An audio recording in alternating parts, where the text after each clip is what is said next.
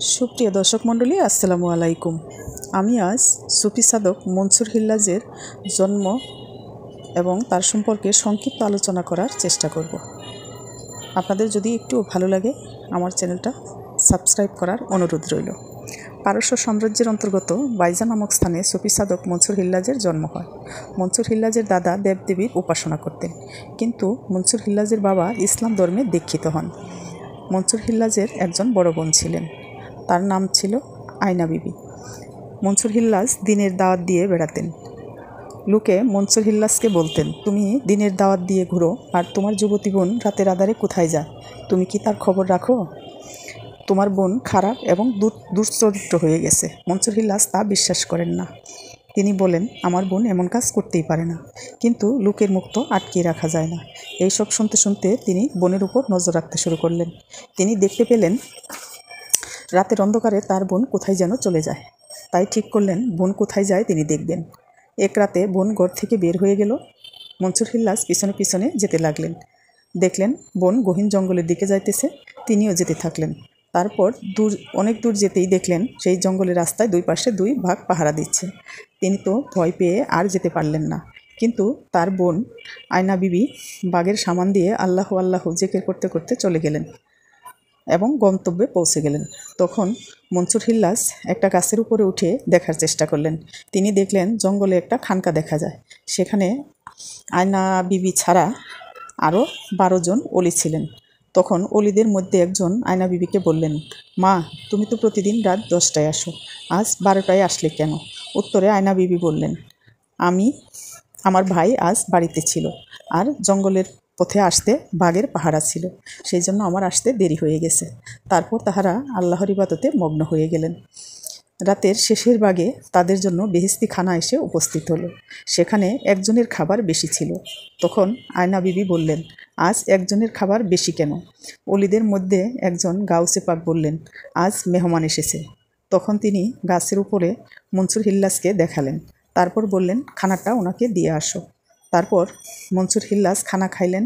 যে খানা তিনি খেয়েছেন, এমন খানা খেয়ে তিনি আল্লাহর পথে উম্মাদ হয়ে গেলেন। উম্মাদ হয়ে নিজেকে তিনি আইনুল হক দাবি করতে লাগলেন। আইনুল হক মানে নিজেই আল্লাহ।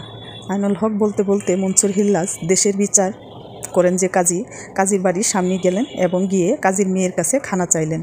কাজীর মেয়ে খাওয়ার জন্য তাকে কিছু খুরমা খেজুর এনে দিলেন, কিন্তু তিনি বললেন, আমি এগুলো খাই না। কাজীর মেয়ে বলল, এছাড়া আর কোনো খাবার আমার ঘরে নাই। মনসুর হিল্লাজ বললেন, আছে।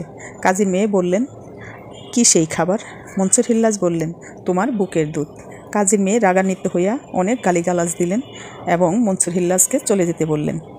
মনসুর হিল্লাজ চলে যাওয়ার সময় দরজার কাছে একটা পুটুলি রেখে বললেন, যেদিন তোমার দুধ খেতে আসবো সেই দিন এই পুটুলিটা আমাকে ফেরত দিও। এই কথা বলে মনসুর হিল্লাজ চলে গেলেন। তারপর তিনি মসজিদে গেলেন নামাজ পড়ার জন্য। মসজিদে গিয়ে দেখেন সবাই কাতারে দাঁড়িয়েছে এবং ইমামের নিয়ত বেঁধে নামাজ শুরু করেছে। মনসুর হিল্লাজও তাই করলেন, কিন্তু তিনি একবার সিজদা দিলেন উত্তর দিকে, আবার সিজদা দিলেন পূর্ব দিকে। তারপর মসজিদের মধ্যেই তিনি প্রস্রাব করে দিলেন। এই দেখে কাজী রেগে গিয়ে মনসুর হিল্লাজের বিচার করবেন বলে উপস্থিত সবাইকে অবগত করলেন। তার দোষ হলো নিজেকে আল্লাহ বলে দাবি করেছে, কাজীর মেয়ের বুকের দুধ খেতে চেয়েছে, নামাজ পড়তে গিয়ে উল্টাপাল্টা সিজদা দিয়েছে, আর নামাজের মধ্যে মসজিদের মধ্যে প্রস্রাব করে দিয়েছে। তাই সবাই মিলে বিচার করে রায় দিল মনসুর হিল্লাজকে গাছের সাথে শিকল দিয়ে বেঁধে পাথর দিয়ে ঢিলিয়ে ঢিলিয়ে মারা হবে। মারার আগে মনসুর হিল্লাজ কেন এই কাজ করেছে সেই কথা জানতে চাওয়া হলো। তিনি কেন নামাজ পড়ার সময় এমন কাজ করলেন? তিনি বললেন, ইমামের পিছনে যখন নামাজে দাঁড়িয়েছি তখন ইমামের নিয়তেই নিয়ত বেঁধেছি। তাই প্রথম যখন সিজদায় গিয়েছি তখন ইমাম সাহেব মসজিদের উত্তর পাশে ঘোড়া রেখেছিলেন। ওই ঘোড়ার কথা মনে করেছিলেন, তার নিয়ত ছিল সেই ঘোড়ার দিকে। তাই আমি ইমামের নিয়ত বেঁধেছি দেখেই উত্তর দিকে সেজদা দিয়েছি। দ্বিতীয়বার যখন সেজদা দিয়েছি তখন ইমাম সাহেব পূব পাশের বাগানের যে ফল ছিল, তিনি নিয়ত করেছেন নামাজ শেষে কিছু ফল নিয়ে বাড়িতে যাবেন। তার নিয়ত ছিল সেই বাগানে পূর্ব দিকে, তাই আমি পূর্ব দিকে সিজদা দিয়েছি। তারপর আমি যখন প্রস্রাব করেছি তখন ইমাম সাহেব মনে মনে ভাবতেছিলেন নামাজ শেষ হলে খলিফার কাছে যাবেন এবং 2000 টাকা চাইবেন মেয়ের বিয়ের জন্য। তখন আমার 2 পায়ের নিচে 2000 টাকা ছিল। আমি টাকার উপর প্রস্রাব করে দিয়েছি। দোষটা তো আমার ছিল না, দোষটা ছিল ইমাম সাহেবের। ও মনসুর হিল্লাজকে দোষী সাব্যস্ত করে গাছের সাথে শিকল দিয়ে বেঁধে তার শরীরে পাথর মারতে শুরু করলেন। পাথর মারতে মারতে তার শরীর থেকে মাংসের টুকরা খুলে খুলে পড়তে লাগলো, রক্ত গড়িয়ে পড়তে লাগলো। রক্ত মাংস থেকে উচ্চারণ হতে লাগলো আইনুল হক, আইনুল হক। এই দেখে কাজী তার দেহ মাংস সব কিছু একত্র করে আগুনে পুড়িয়ে ফেললেন, পুড়িয়ে ছাই বাতাসে উড়িয়ে দিলেন। বাতাসের ধমনীতে আইনুল হক, আইনুল হক জপতে শুরু করলো। তখন কাজী চিন্তা করলেন, সবগুলোকে একত্র করে আমি পানিতে ফেলে দিব, পানিতে ফেলে দিলে আর কিছু করতে পারবে না।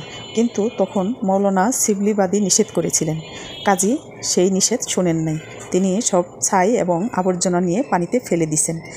পানিতে ফেলে দেওয়ার পর পানি ঢেয়ে ঢেয়ে আইনুল হক জপতে শুরু করলো। কাজী আরও বিপদে পড়ে গেল। তখন কি করবে উপায়ন্ত খুঁজে না পেয়ে তিনি আবার সেই শিবলিবাগীর কাছে চলে যান। গিয়ে বলেন, হুজুর আমি এখন কি করব? তখন শিবলিবাগী বলেন, তুমি একটি শিশি নিয়ে সেই শিশির মধ্যে পানি তুলে তার মুখ বন্ধ করে দাও, দেখবে শব্দ বন্ধ হয়ে যাবে। প্রিয় দর্শক মণ্ডলী, এর বাকি অংশ আমি পরের ভিডিওতে বলবো, আপনারা কিন্তু অবশ্যই আমার সাথে থাকবেন।